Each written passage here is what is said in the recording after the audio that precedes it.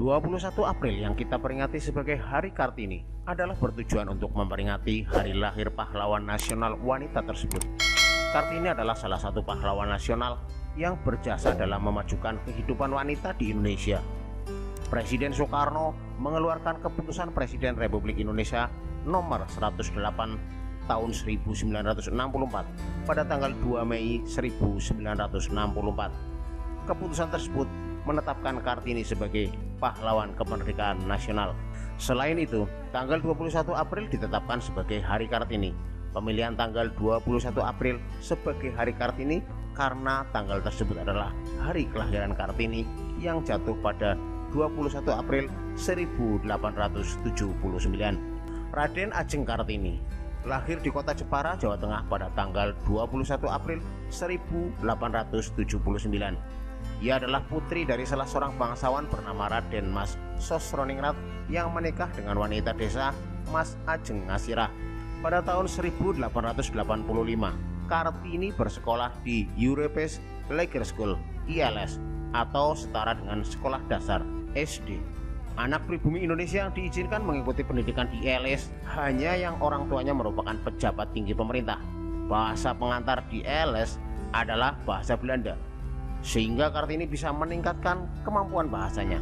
Sayang, Kartini tidak bisa melanjutkan pendidikan ke jenjang berikutnya karena ditentang oleh ayahnya. Ia dipaksa untuk menjadi putri bangsawan dengan mengikuti adat istiadat yang berlaku. Kartini yang selalu di rumah atas keinginan ayahnya akhirnya mengumpulkan buku-buku pelajaran dan buku ilmu pengetahuan untuk dibacanya di taman rumah.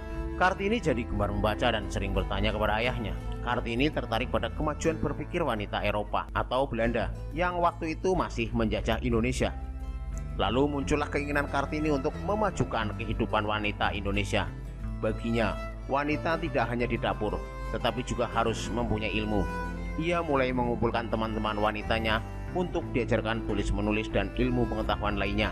Di tengah kesibukannya, ia tidak berhenti membaca dan menulis surat kepada teman-temannya yang berada di negeri Belanda. Suaminya mendukung keinginan Kartini dengan mendirikan sekolah wanita di sebelah timur pintu gerbang kompleks kantor Kabupaten Rembang atau di sebuah bangunan yang kini digunakan sebagai gedung pramuka.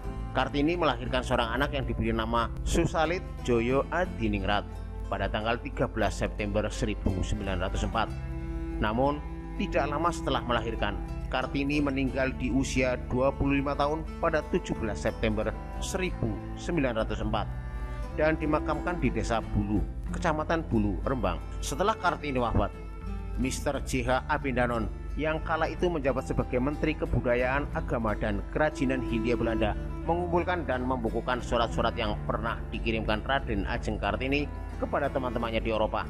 Buku itu diberi judul Doors Duisternis Totlis, yang artinya habis gelap terbitlah terang.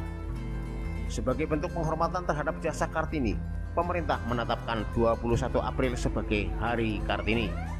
Tanggal 21 April bertepatan dengan hari kelahiran Kartini. Semoga cerita tentang Raden Ajeng Kartini bisa menjadi inspirasi untuk kita semua.